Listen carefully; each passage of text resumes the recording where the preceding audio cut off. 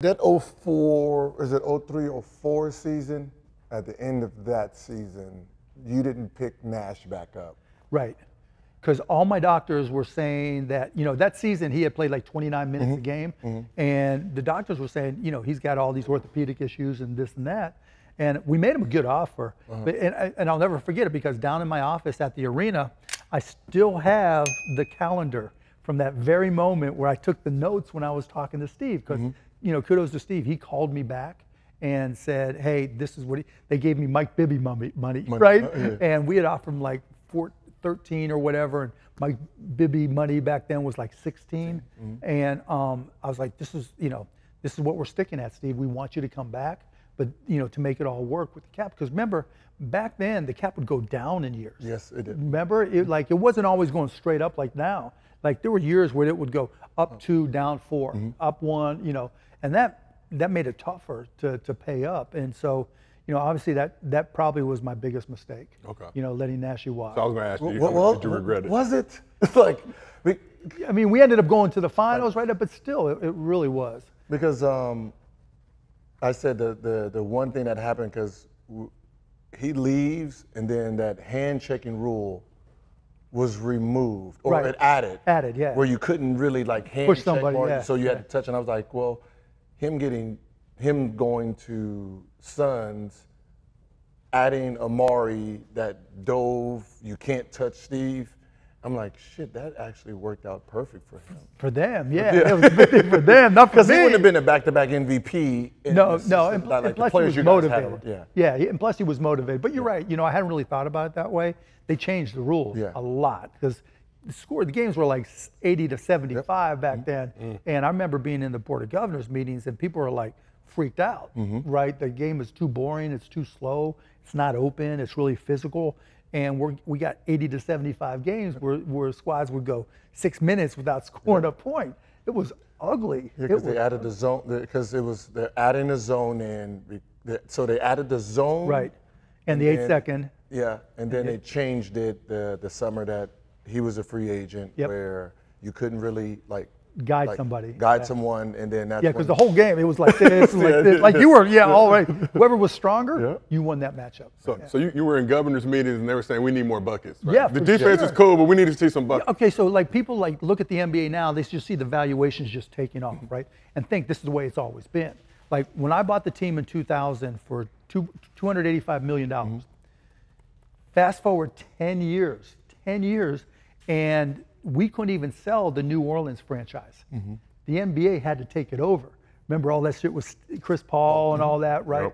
Nobody wanted to buy it. My team was worth less 10 years later. And so, it was a different world back then. And so the NBA was like, dress code, remember? People were freaked out about tattoos. Yep, they were freaked about braids. They were freaked out about just hip hop all the time.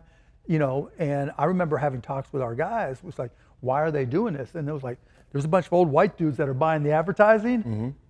They're not down with, the look or the culture that was coming out back then.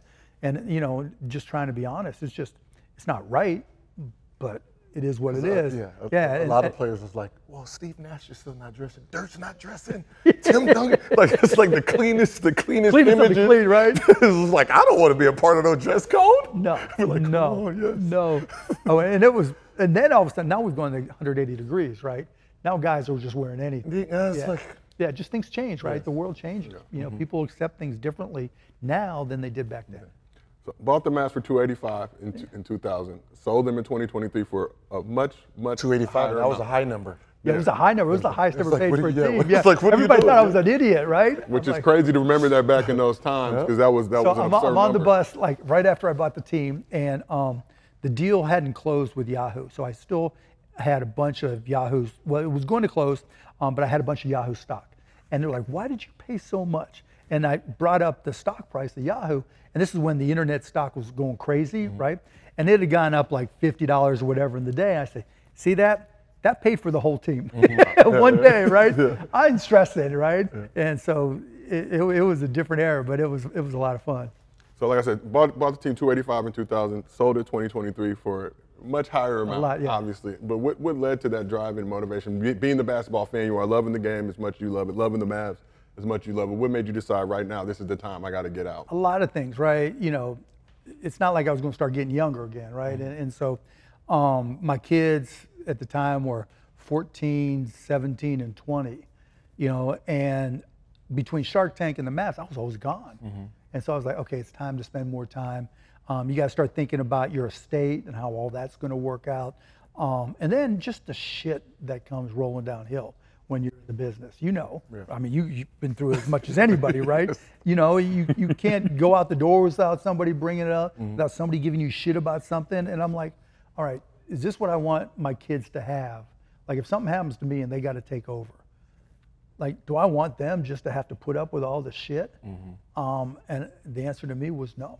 You know, I can deal with it. And it's not maybe they can't, but I want them to have their own path, you know, to do their own thing and, you know, not say, okay, you gotta do the family business. And so, you know, I pulled the trigger. So you say you don't want to deal with the shit. So when people come up to you now and they may have a feeling about a particular move that was made by the Mavs, you just like, I ain't got nothing to do with that. Oh, all the time. Like, you have no idea. Like, that ain't me, dog. You know, it's so funny because, like, I'm in the pharmacy business. I can go to pharmacy events, right, where I'm giving speeches 100% of the time.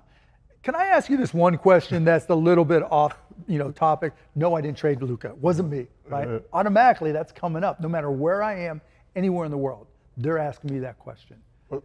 What's funny is I did that, remember I did the interview and I was like, there was like, we were talking about the future of, you know, I'm a Laker fan. So I was sorry. And we had great years. Yeah. And I said, unless someone like Dallas trades Luka, which would be stupid, I don't see how the Lakers is gonna, like, I don't see who's out there that is a superstar. So I'm thinking about superstars. Like, we, as Lakers, we always get a superstar. Yeah, of course. That's just the way so I said the only superstars I see will be Giannis and Luka, but they're not dumb enough to trade us Luka. And I believe you said it just like that. I said it just like that. They're not dumb enough to trade us Luka. That's what I said. I was like, you know, we need international. I got the call that night, you know.